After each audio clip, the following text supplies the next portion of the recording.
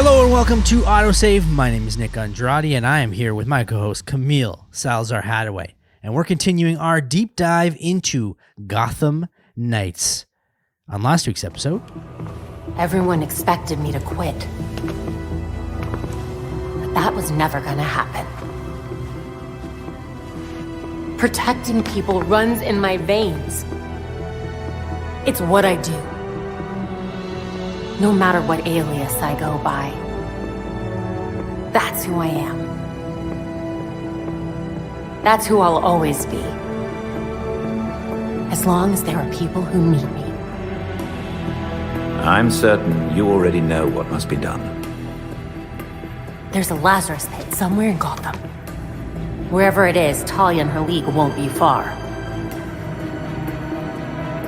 Time to put an end to this. we had to protect our friends and allies from attacks from the League of Shadows, thanks Talia, obviously, and we learned that Dr. Kurt Langstrom was actually working with the League to create more man-bats, but also working with the court, but then got murdered by the court. Yes. So sucks for Dr. Kurt Langstrom, but guess what? There are still man-bats out there. He created more man-bats, and they're wreaking havoc in Gotham. And that's kind of where we left off. We left off with the man-bats all manning and batting. I mean, why aren't there women bats? Why is it that they only have to use the man-bat for, like, a man to create the man-bat? I mean, women bats would be cool. It's true, and they're all called man-bat. Like, it's not like they're the men bats. Oh. You know what I'm saying? Like, it's not like a group of bats that are men. It is, they are all singularly called man-bat. What is a group of bats called? A beats? Just kidding. It's probably bats, right? No, it's a colony. That's very boring. I guess that's why they just, yeah. Wait, what was the one that's Parliament? Oh, it was the Owls. Parliament. Owls. We have the colony and we have the Parliament. It's very political. Non-question of the day. Yes. What should bats together be called other than colony? Because I don't think that's right. Disgusting. No. That's what they should be called. Oh, there's the disgustings. Bats are cute. Bat. Have you ever seen a bat? Yeah. A bat flew out from my chimney as a kid. Traumatized. Never again. So you literally have the same origin story as Bruce Wayne, other than your parents were not murdered. I didn't fall in a well if you're going by the Christopher Nolan origin story of Batman. I did not fall in a well and into a cave kind of thing, but I do not have, actually, my family does not have good experiences with bats. My mom is driving like in the Caribbean. My mom's from St. Vincent. It's a volcanic island. So it's very like hilly. And like when you're driving to where our family house is, it's very dark, very high up. So sometimes bats will fly. And a bat flew through the window into the car while she was driving, traumatized. Oh, that is not good. That is not good. It flew out very quickly, but it's still very traumatizing. No one was in danger. The only experience I've ever had with a bat was like in a park and it flew by. I'm like, whoa, is that a bat? And then someone would be like, yeah, that's a bat. I'm like, whoa. And that's literally the only experience I've ever had. You're like, oh, wow, that's cool. Meanwhile, every time I see a bat, I want to cry. Actually, every time I hear like a screeching at night, because I have this theory that birds don't exist at night, they're all just bats. Whoa. So anytime I see anything flying at night or hear a screeching, or maybe it's a tweeting, but I think it's a screeching, I'm like, it's a bat. Get out, get down. They will suck your blood. That's definitely something we should revisit at a certain point, that you don't think birds are alive at night. Okay, they're alive. They're just not birding around, you know, like They're flying and doing their right. Okay. their normal bird well, if you're still along with us after that conversation, just know that today is our last main mission, basically. We have one more episode after this where we will tackle the side missions of Mr. Freeze, Harley, and Clayface, which I think are really good parts of the story that are critical to this game in terms of like Batman mythology or enemies, because we don't have too many of them in this game other than the Penguin, so it's nice to see. So we'll be covering that in next week's episode, but this week is the last mission. This is case 8.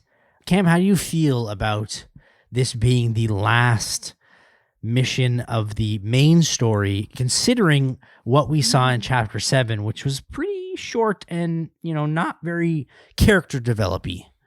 Yeah, there was no developing of character. But because last chapter seemed like a filler, I'm really hoping that this one's going to really end with a bang. We get that full closure. Like, this is going to be that moment that really captures my attention and wins me over. I think I'm still waiting to be like really blown away by this game. So I'm hoping that this is coming in this chapter. All right. Well, here we are. Question of the day for this episode. I don't know how many we've covered at this point, but if you were a billionaire play person and vigilante by night, 1, what would your name be? And 2, what would you spend all your money on? Suit, gadget, wise, whatever. Go for it. Diamond eyes. And I spend my money on doing surgery to get diamonds implanted in my eyes. Wait, so this is the fastest you've ever come up with this answer. So clearly you've thought about this before. Please dive into exactly what this character is for you. I mean, it just sounds cool if someone's like, oh, what's that? It's diamond eyes. Like that sounds cool to me. Wow. And then to complete that, you actually have to follow through with what, like, you don't have Batman and there's no evidence of a bat. So the only evidence of a diamond in my eyes would be a diamond in my eyes. Wow. So it's like you never know what my expression is. You never, like, it gives that eeriness as well. I blind them by just looking at them, And so, like, your costume would have just a bunch of diamonds on everything, right? Yeah. I mean, it's self-explanatory, Nick. I don't understand why you need more of an explanation. It's very clear. All right, fair enough. And a diamond cuts through anything. Right. So would you have like diamond claws, a diamond knife, a diamond sword, katana, diamond guns with diamond bullets? Like, I am rich. All the above and more because I can. Okay. Just because I can. Oh, and then I can name like my sidekicks after different, like, insert gemstone. It's amethyst. Oh. Or it's I was trying to think of gemstones. I'm like, I don't know any. It's emerald. Yeah. Aquarius stone or whatever it's called. Yeah. Ooh, and we'd be colorful. Oh, that's cool. This is pretty much like Sailor Moon. I'm having fun. When you talked about rings, I thought you were mentioning like your sidekicks would be like wedding ring, engagement ring, promise ring. No, you don't need a ring to wear a diamond. That's true. That is true. So with me, I haven't thought about this much until you just mentioned Diamond Eyes and how quickly it came to you, which is I, in the 6th grade, had a comic book that I made called The Adventure Force. And The Adventure Force it was a team of a bunch of people, and I drew all of their character art, but I was not a good cartoonist whatsoever. So all my characters looked like the brain from Arthur. That was kind of their character model, like the weird face, like the lumpy face. Anyway, I don't remember too many characters that were part of the team. I have the book somewhere. It is one of the most poorly written novels of all time. It's really bad, but I remember there was a few characters like Googly Eyes who had things that come out of his eyes and like attack you. There was Tie Up who used ropes, and he was like a cowboy, and he would like, tie people up, obviously. But what would my actual character name be? I don't know. I don't even know what my like billionaire superpower of purchasing things would be.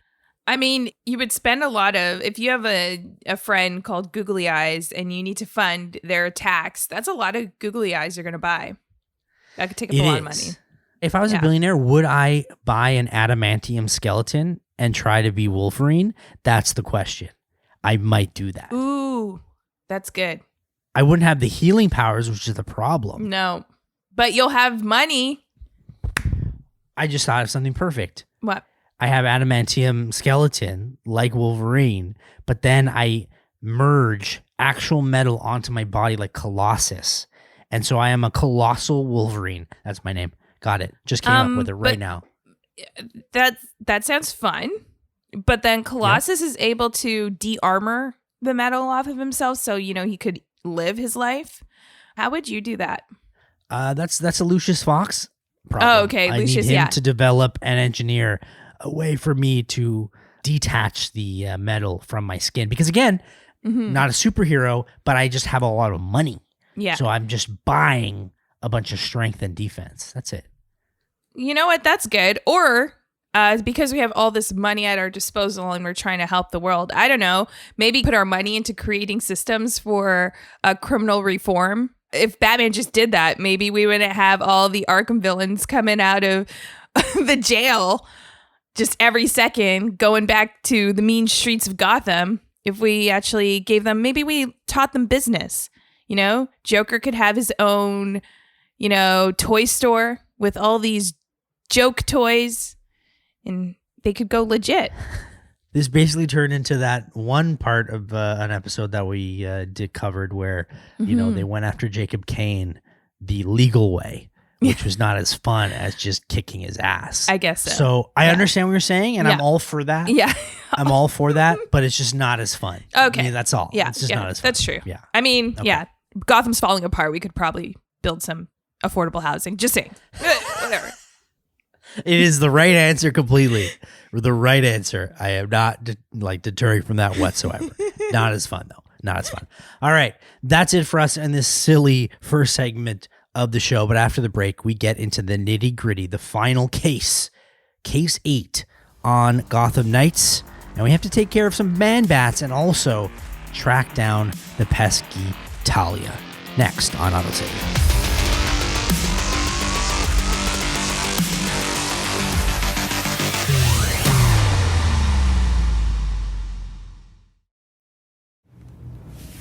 When you met me, I was the most afraid I'd ever been.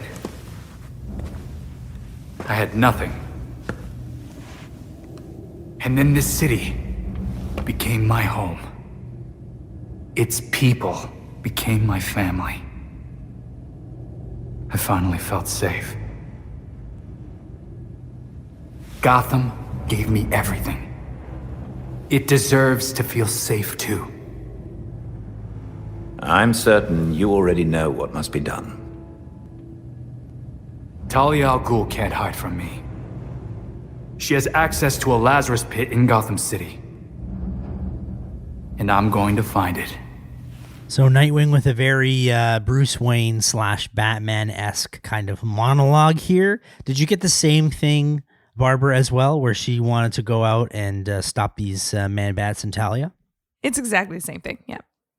So it's almost like they're coming into their own type monologue here, where they're finally confident in themselves as being the main vigilante superheroes of Gotham that need to protect the city and are going to do everything at every cost, no matter the cost of their body or pain, to get the job done.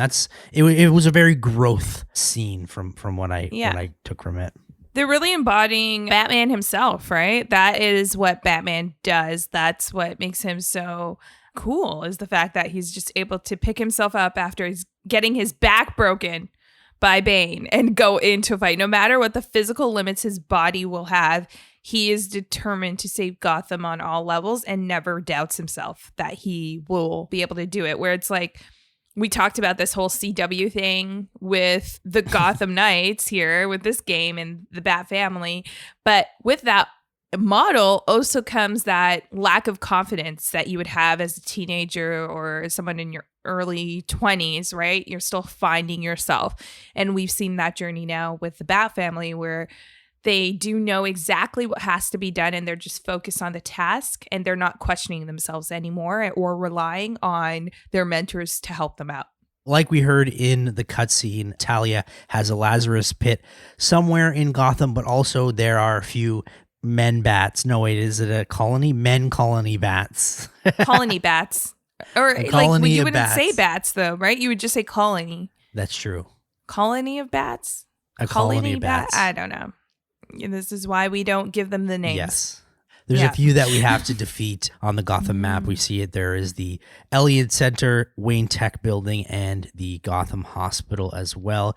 These three man-bats have more they're stronger. They pack more of a punch than they did in the ones that we fought at 7.2. There's more attacks. They're stronger. They're harder to fight against. They also have League of Shadows members that we also have to fight. So what did you think about these 3 specific fights? Because I'll tell you, I was really annoyed at the first one. The other 2, really easy for me, and I ended up killing them really easily. But the first one, I died after spending 20 minutes trying to fight it, and had to do it again, and I was very upset. Not like it was a challenging thing. This is the one that's closest to Belfry, right? Yes. I mean, yeah, this one was annoying. I think because the gladiators were there too. Like, they're really tough. Right. Also, we just got out of a man-bat battle. So for me, it was just like, we just got our ass beaten by man-bat, which I guess was not Langstrom because there's all these man-bats. Like, it's still... I think he is dead, yeah.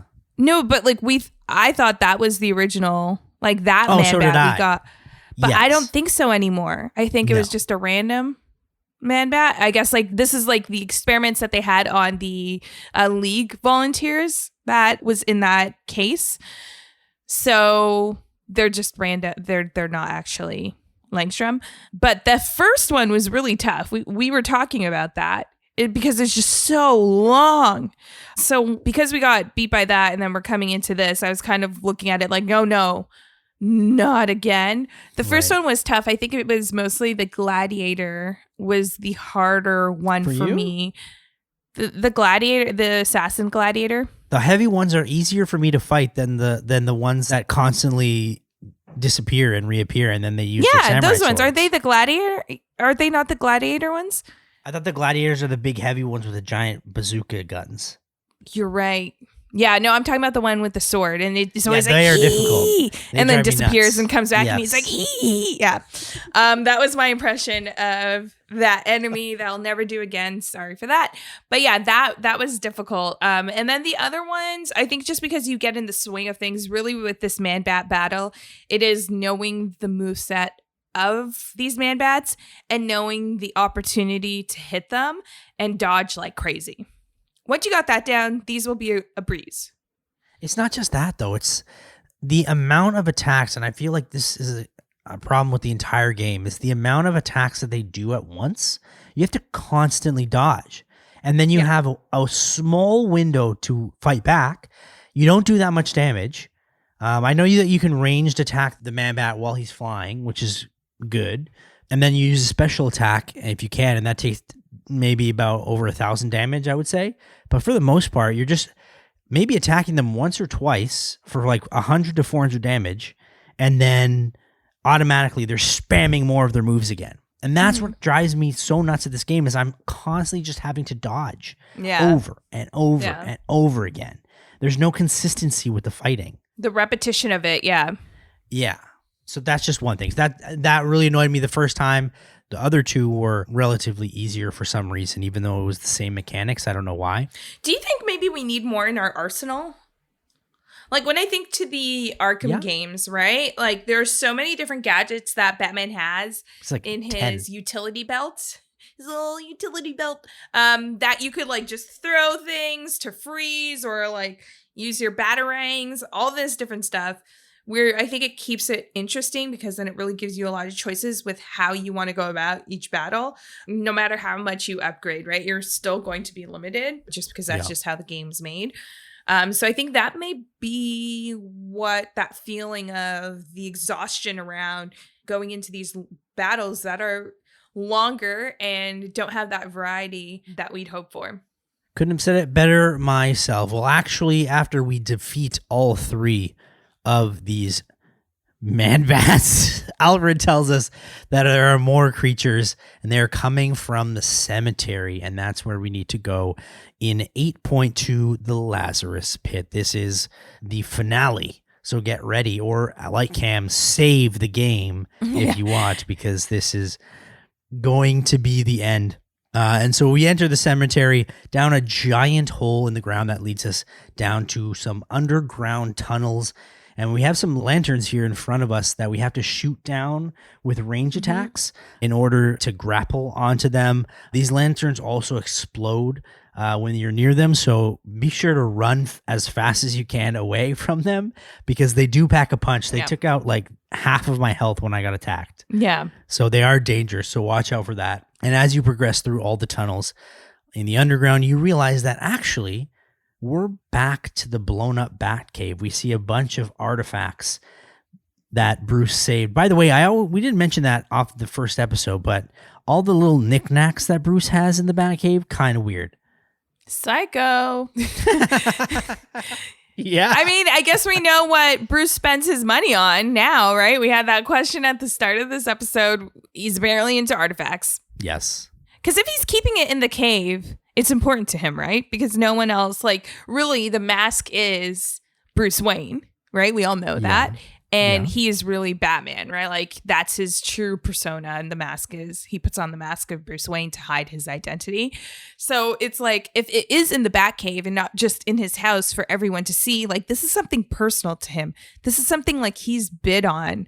I hope these are like charity bids because, again, could use the money to improve Gotham's systems for those that are finding it a hard time to survive in the crazy streets of Gotham. Really going to the realism here on this episode, Carrie. Yep. Something I just thought of right now is the artifacts he has. He has a giant Joker card. He has a Riddler monument. He has a giant Two-Face coin. So now that I'm thinking about it. He's stealing these. Not stealing them. You know what a lot of serial killers have in common? They collect trophies. Now, Batman doesn't kill people, but clearly he is a psycho, like you're saying, because he keeps trophies of his enemies. That doesn't sound good. Yeah. Straight up Dexter. Find the river that he's burying all the bodies. But yeah, no, definitely weird. Also, how is he lugging them out of, like, this giant Joker card? How did he get that into the Batcave? With his million, he probably craned it in or something. He's like, Lucius, I need a pickup. Yeah. There's this really cool Joker card that Joker has just hanging around in his lair. I need it back to the cave. Don't ask questions. Lucius sends a bot and then picks it up. I love it. Well, Bruce, I hope you weren't a psychopath because I look up to you, man. So please don't be. As we keep going through, we face off with some more League assassins, as well as some man-bats along the way. We're not done with those. You have to deal with these to progress further down the tunnels of the Batcave. We fight more League members, more man-bats, until we finally reach what actually is the Lazarus Pit. You, like your precious Batman, were never able to save Gotham. I've finally solved that problem.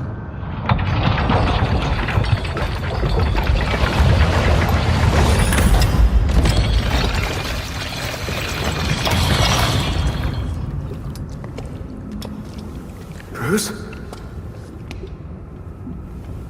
My father's mind was broken by repeated exposures to the Lazarus Pit. Unlike my father, I used that exposure to free Bruce's mind from his ridiculous oath. And you're right where we need you. Bruce's last test. Then we lead our new league into glory, remaking the world. Welp, Cam, I knew it. Really? Kind of. So I didn't think that Bruce was going to come back to life from the Lazarus Pit. However, I did think that he was going to be alive still. So I'm technically right. Even though he was dead, Talia brought him back to life. What did you think about this reveal? Let's talk about how Batman looks. He's been working out.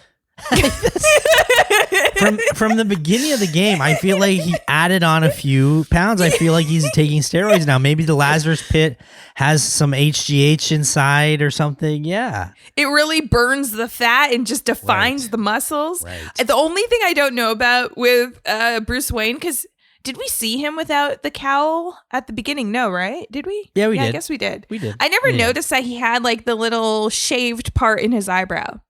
Not a fan. I didn't know. I forgot about that. But yeah, he does. Yeah. He's a TikTok generation Batman, basically. Is what he is. He's a hip, Gen he's cool. Z. He's like the cool kids. Yeah. So this maybe takes place in like 2047 or something like that. Yeah, but now it's like we really have to test if the student can surpass the master, which is interesting. Like, I do like this aspect of like having to face Batman. I know it may be a little bit expected, but I do like the campiness and cheesiness of it. This kind of like trope that we often see with comic book material.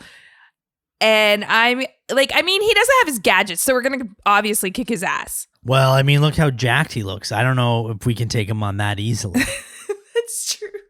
Oh, That's but also true. too, Talia was like, yeah, I killed my father. He was crazy because he had been in the Lazarus Pit too many times. That's basically what she admitted, right? Like she literally grabbed, she saw both of their bodies lying there because they died next to each other, Ra's al Ghul and Bruce Wayne.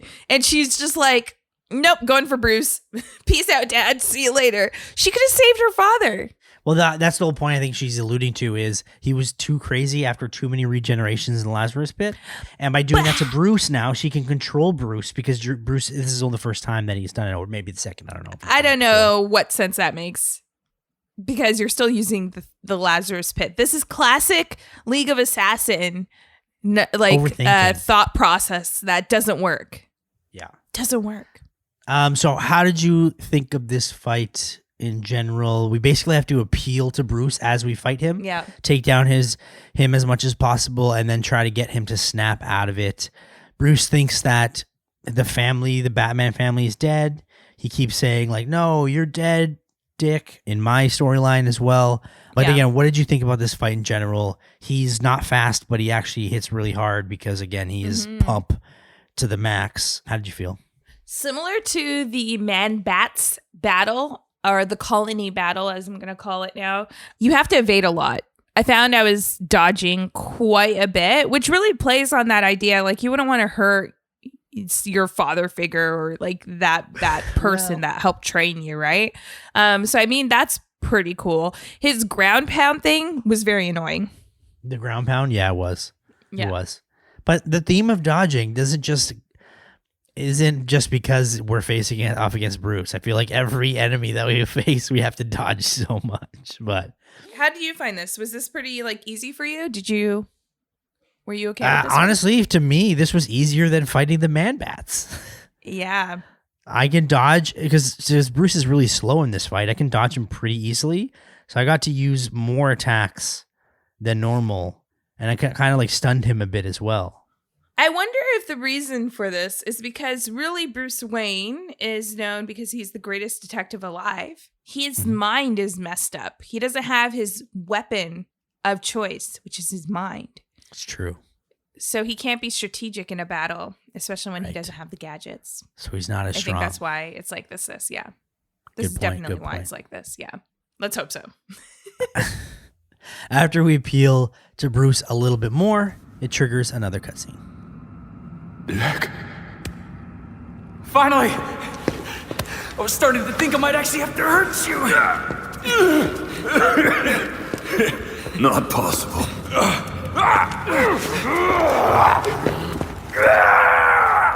Dick! Keep me focused here. What's happening? We finished your last case, Bruce. And we did it as a team. The Court of Owls is real. Of course they are. We were handling it all until...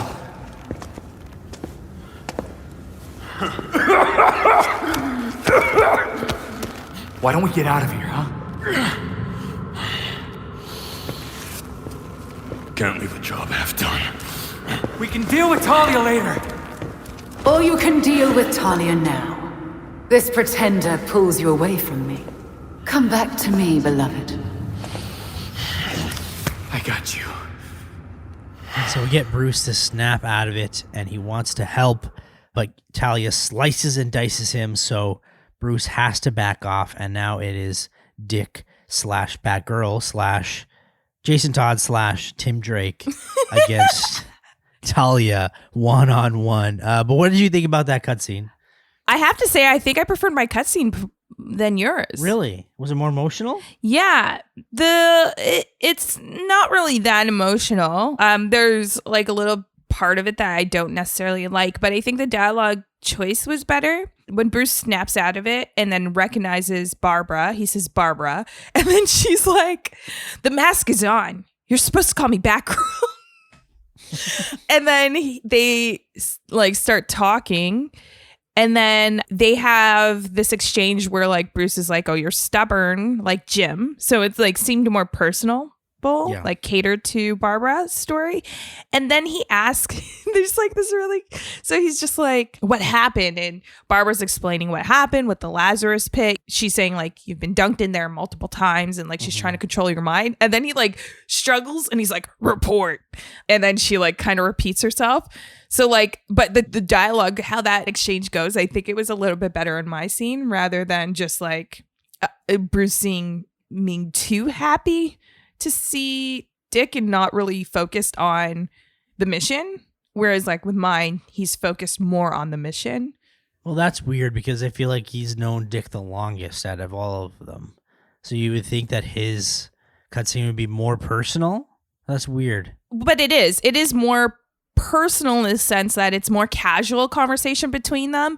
Whereas with Barbara, it is like you had that personal nod to Jim and like that appreciation for her. But then it's also like a recap to catch him up on the mission, which I thought was more believable because knowing how Bruce is determined, he would ask about the mission. He would be like, okay, what's going on with this? He'll try to pick up the pieces from where he last left off. And then you have this reveal, which I mentioned at the beginning of the show, which probably didn't click to you because it doesn't happen in your cutscene.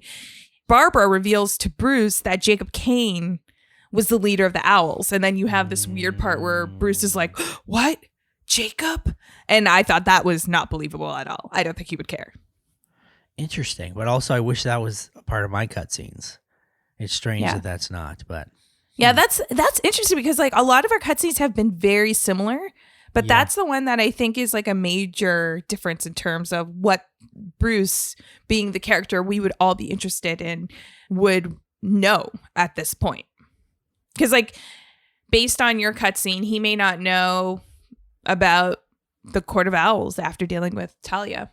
No, I think he does say that the court is real in the cutscene, and then Bruce. Yeah, I have like, that too. Bruce is just like, oh yeah, of course they are. All right, but there's no Jacob Kane, so yeah, it's just strange that would not be a part of it. But I guess they each had to have their own different one. Talia also mentions, my beloved, come back to me. Do you think that they baby made Damian Wayne during this point?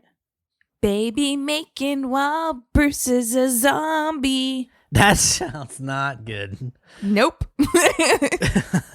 So this leads us into the thick of the Talia boss fight. Here we go. The main boss fight in the entire game, Talia, Phase 1.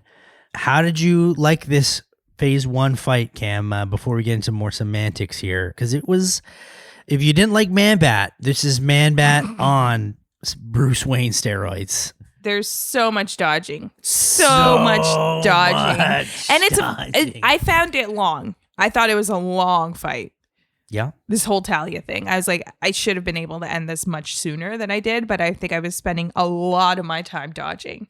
So like for the first one, you know, her bow and arrows are just annoying because every time like she charges them up, you're supposed to use that time to like go in close and like get a few hits on her.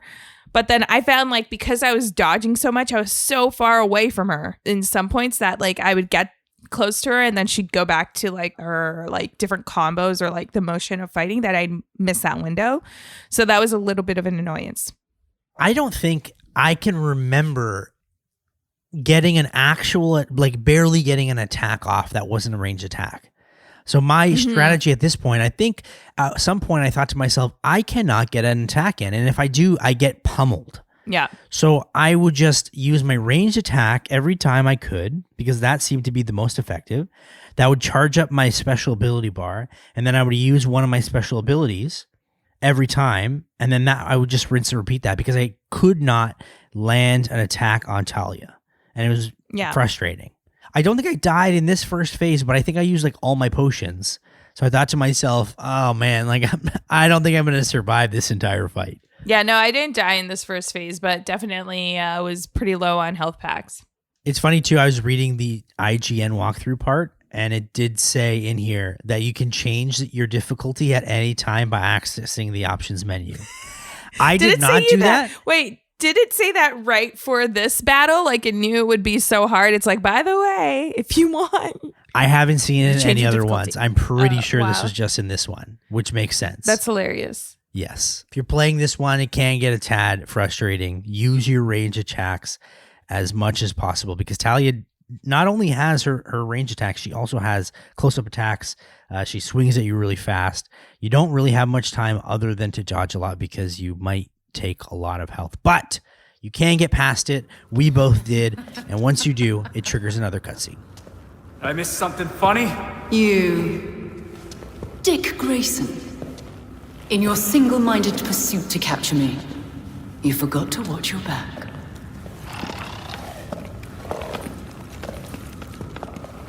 Oh no. The fault is with you, Talia al Ghul. Your abomination led us here. And now you and it will die. You will never bring death to an Al Ghul. All right, so the court shows up, which is great, and Talia's laughing at us. But isn't the court after her and the Lazarus Pit? I was confused about that. Like, she was laughing at us like the court was after us. But I didn't take it like that. Like she's working with the court. No, she wasn't. I don't think it did seem like that they were working together. It seemed like they were like, the jig is up, Talia. We're going to get the Lazarus Pit now. Did I read into that wrong? No, with her whole like, oh, but you didn't watch your back kind of thing. It makes it seem like they're working together when they're not. Oh, okay. So it's a weird choice. It's a weird choice. Yes. Okay. Well, there definitely has been a thing between the League and the court. Yeah, because I thought it was weird that like the court doesn't show any like hatred towards Talia and the League. They literally like murked all of your owl guards when we first saw the League appeared and continued to do so because they're so badass. And you're just like, hey. I guess. But guess what, Cam? It triggers phase 2 of the fight. And if you didn't like phase 1, you're not going to like phase 2. Because now she took a flag pole, I guess, or whatever it is. The spear, yeah. The spear flag pole, and now has a giant ranged, well, not a ranged weapon, but a long mid-range weapon. And the fight becomes significantly harder, in my opinion at least. I started this fight, like I said, with 0 health packs. So right off the bat, I just killed myself instantly so I could get 3 automatic health packs back. And I thought to myself, there's no way I can survive this fight with 3 health packs. I think I died maybe 2 or 3 times before ultimately defeating her. But this fight's hard. It's the triple attack. I think that's the hardest thing. It's like, that is the most frustrating attack of her because it takes like some sort of skill that I don't have to evade it properly. Like her spear or flagpole, whatever. It's a flagpole that she uses as a spear. It like kind of twinkles right before or like shines right before she's going into her triple attack. And for some reason, it was really hard to land the evade. I think the moveset of Talia gives you ample chance to avoid attacks as much as possible. You can't avoid them all, which gets a little frustrating, but it's not the evading that I have a problem with. It's, again, fighting. And because she has a ranged attack, followed by using her spear, followed by a close combat attack, all in sequence, and then she also has those mines, I guess, that she throws. They all happen so fast within each other. You don't have time to do anything other than range attack. And I don't think I can remember not using anything else but ranged attacks and special attacks in this entire fight, which I don't think should be a thing. I think they should be able to manage a boss fight better. And I'm not talking about difficulty. I understand that difficulty levels come in all shapes and sizes, from easy to hard to extreme hard. But to me, if I'm playing on normal, you should give me a chance to attack Talia at some point. They should not have an infinite amount of moves and skill sets that like almost every enemy in this game has. Yeah, I agree. I was able to get close to Talia to land like just random. But you get hit right away, right?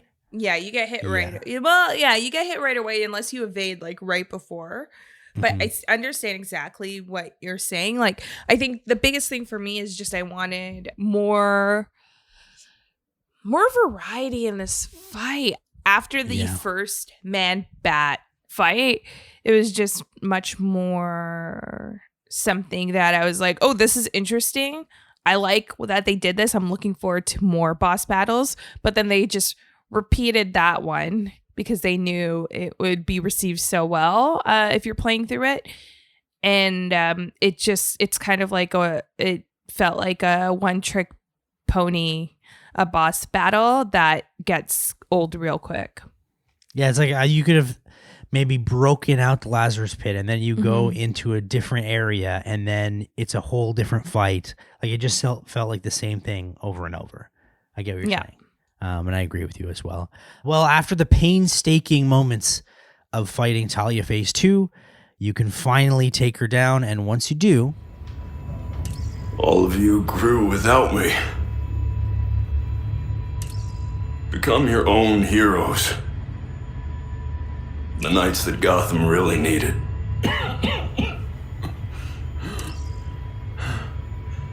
Together you're stronger than the Batman ever could be.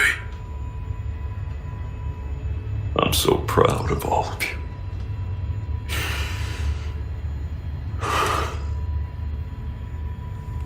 And I'm sorry. What are you doing? You might want to run.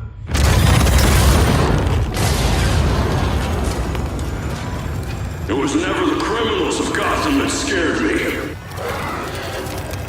It's you. The rich want more. Politicians who pander to your reckless demands.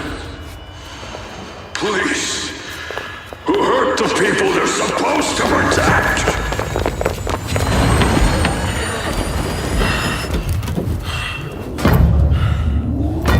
You're not gonna get this Lazarus Pit. Because I won't let you.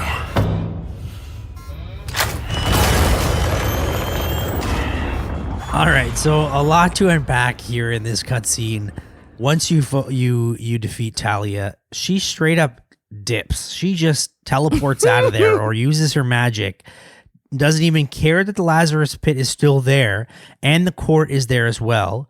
Really doesn't care whatsoever. So I don't really understand what her whole plans were in this entire game. That's weird. Yeah, it was kind of like she had like a limited amount of League of Assassins available for the final boss battle, and then she was just kind of like, "Oh, we went through 10.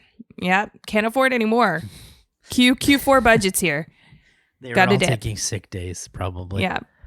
It basically leaves Dick to fend off the entire court who want the Lazarus Pit, and obviously he can't do that because there's a bunch of Talons in the way. So guess what? Bruce comes around and he's all in pain and whatever. He somehow goes into the broken down Batwing. And as the court approaches, he tells Dick to leave. And then guess what? Blows himself up with the court and the Lazarus Pit so no one can have the Lazarus Pit. So let me just, for the audience here, quickly, before you give your opinion, I'm gonna leave this out here on the field. Bruce dies at the beginning of the game. He kills himself and blows up the Batcave to save everyone from Ra's al Ghul and dies. Comes back to life. Yep. Mm-hmm. And then gets turned from the Lazarus Pit. I get he has some, he was turned by the Lazarus Pit, but comes back. He's normal. And then he's like, you know what? I'm going to blow myself up again. I cannot believe this game decided to have Bruce kill himself twice. Yeah, well, you know what, Nick? You're missing out on the fact that he also got stabbed, okay? Again. Twice. And also blew himself up in the same cave. Okay, so they were really they're also in the Batcave. Yeah, they were not really getting that creative here with this. I said this at the beginning. I do not see myself I can't believe that Bruce would first go kamikaze as a last resort.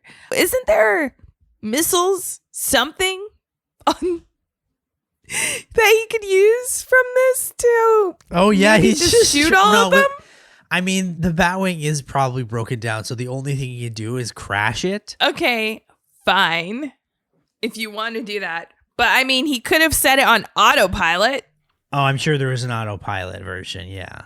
Like, he doesn't even attempt to do any of those things. And then as a last resort, have to then just sacrifice his life. It's just the first scenario he thinks of. He's like, well, just came back to die again. Let's go. You have to be one selfless person to sacrifice yourself not once, but twice. Yeah, or maybe he's just like, you know what? This is a perfect escape. I'm going to kill myself, but then crawl to the Lazarus Pit, just hop in there a little bit, and then I'll go to Paris on vacation with Catgirl. With Catwoman, you mean? Yeah, Catwoman. Sorry, and then Alfred looks... Alfred looks... And then Alfred will be like, holding a newspaper, be like, yes, I see you. So... Yeah, I'm perplexed by this. But you know what? I guess Bruce really did mean when he said, it's your city now. It really is our city, I guess. He was like, I gave up like from the start. I actually was ready to leave. Gotham's trash. And he was like, the Court of Owls? I can't deal with that. No way. Well, you know what? After I reeled with that information and couldn't really handle it, Dick, I guess, has a moment in my scene, and I guess Batgirl with yours. After the explosion, he walks off in rainy fashion in Gotham. The blast destroyed every ounce of the Lazarus Pit. Now the Court of Owls has also gone to ground, for the most part. I'm sure they still whisper in a lot of ears we don't know about yet. Talia booked it, of course. There's nothing in Gotham for her now.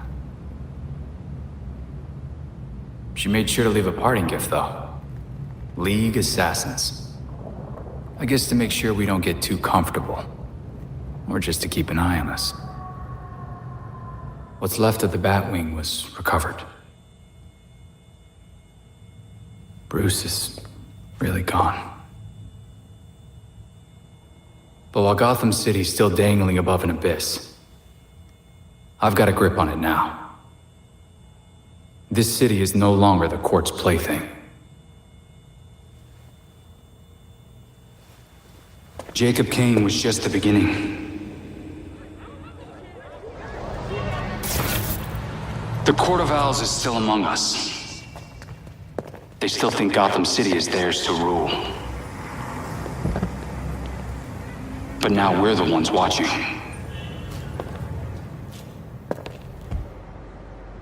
They can no longer lurk in the shadows. They will face the night. So I don't know how your cutscene was, but the part that really made me laugh was Nightwing basically saying, wow, I can't believe Bruce is really gone. You really, Dick? You saw him die twice. I think you should kind of accept that he's gone. I mean, I guess so. This is the ending, right? This is the ending, yes. Yeah. Okay.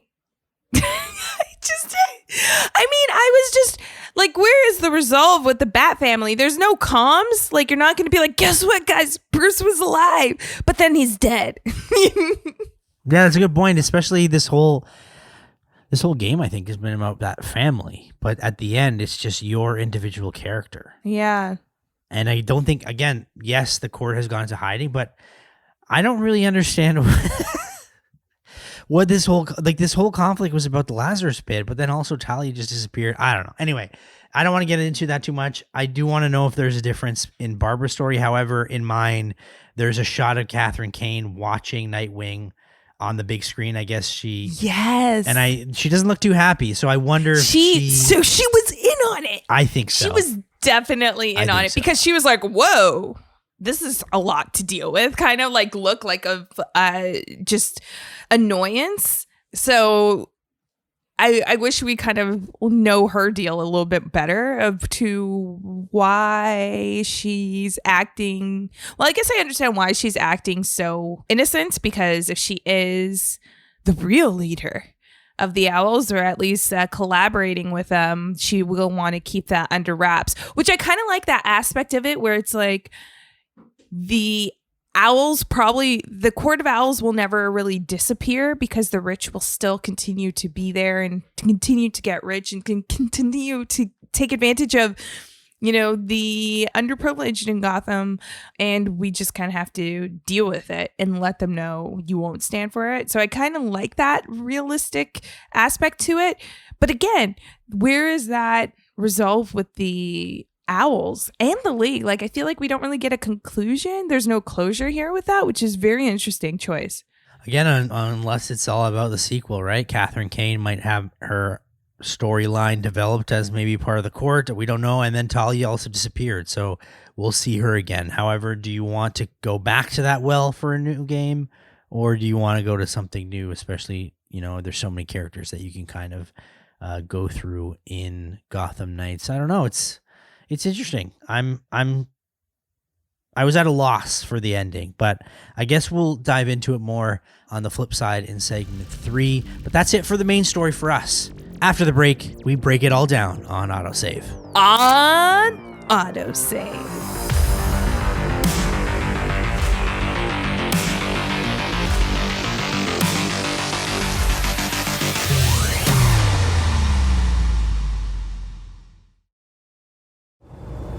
You guys start, I'll be right up.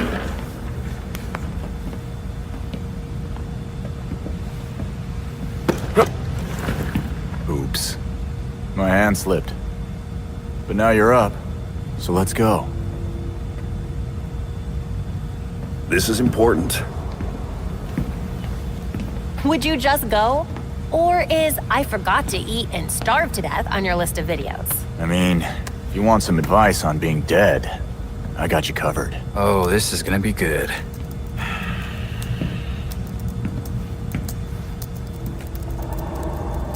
You're gonna need my password. Am not.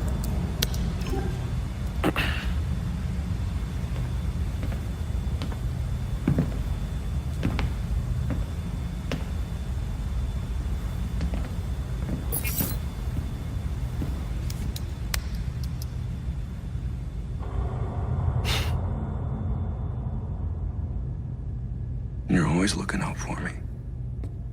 So a warm little ending scene with the Bat family and Bruce when he recorded his death protocol messages, I guess. So clearly in this scene, he's actually recording more than one. In case he's dead, this is what you do, which I think is funny. But also the Bat family just wanted to eat and have a good time. And he loved them is what I get from this scene. And they were all a routin' toutin' happy family.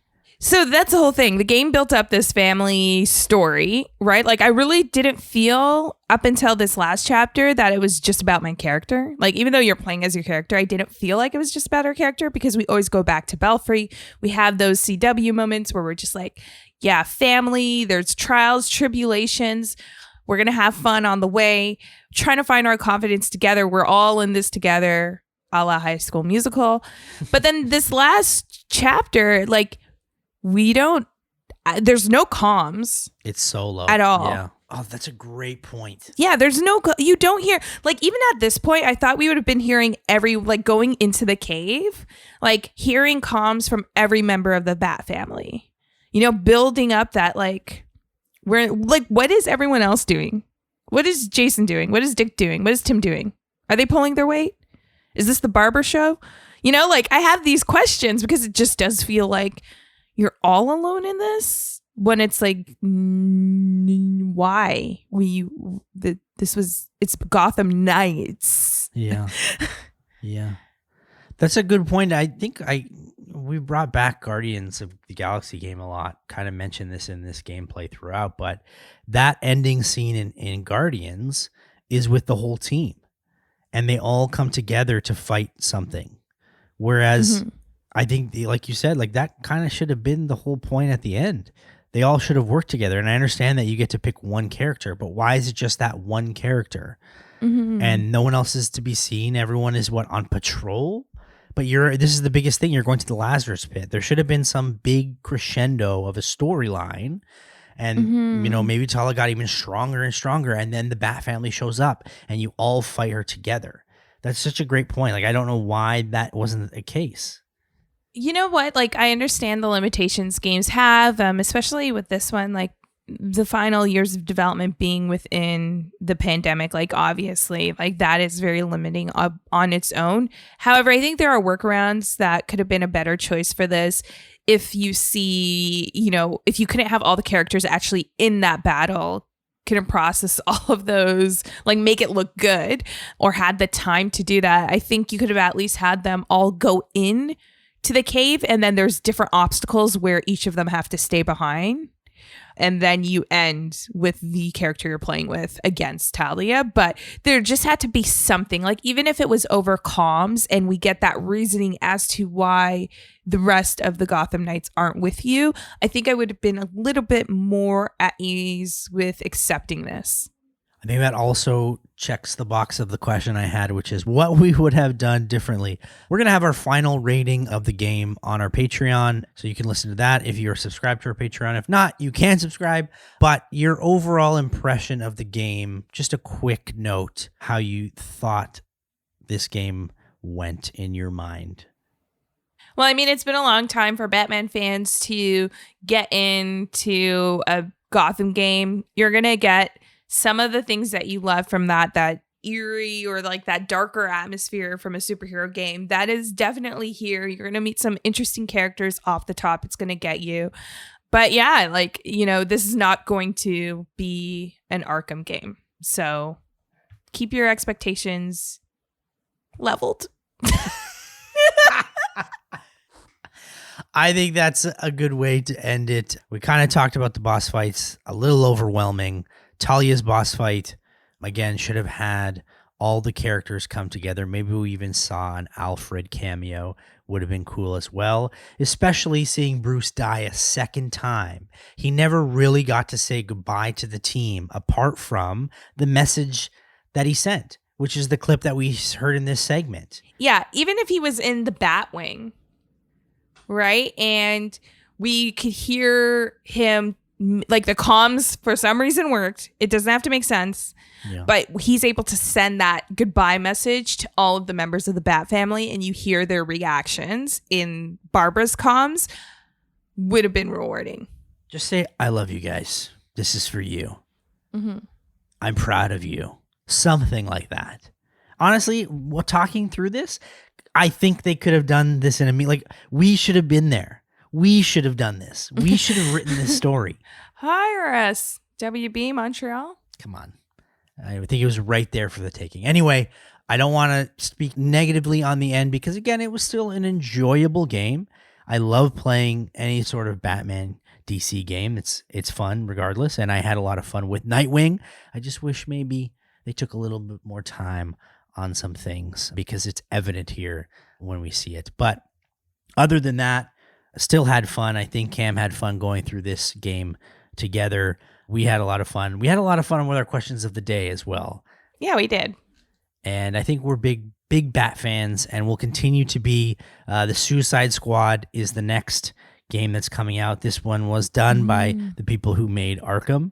So our expectations maybe will be pretty high on that one. But next time, we're going to go over the side quests with Harlequin, Mr. Freeze, and Clayface. Those are really fun to do, fun little side missions to accomplish. But we want to thank also Dylan, Greg, and Chris behind the scenes for all your hard work. Hopefully, if you heard my Nightwing gameplay, you want to see the actual Batgirl gameplay. Chris is playing that over on our Patreon as well. But like I said, next week, we got the side missions here on AutoSave.